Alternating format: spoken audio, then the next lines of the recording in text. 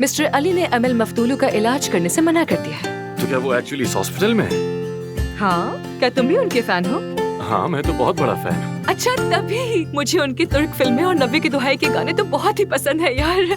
वो दिन गुजर चुके हैं। अगर तुम्हें कुछ और नहीं कहना तो मैं जाकर मरीज को देख सकता हूँ। वो मेरा इंतजार कर रही हैं। हाँ हाँ, कहना है। तुम मिस अमल मफतूलू को देखोगे और मेरा ऑपरेशन रूम इस्तेमाल नहीं करोगे। अजीब बात है।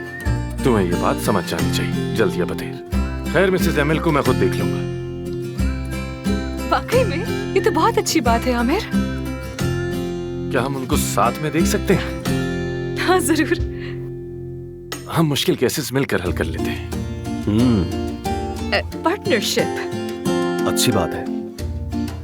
पार्टनरशिप बिल्कुल कर सकते हैं। बहुत खूब।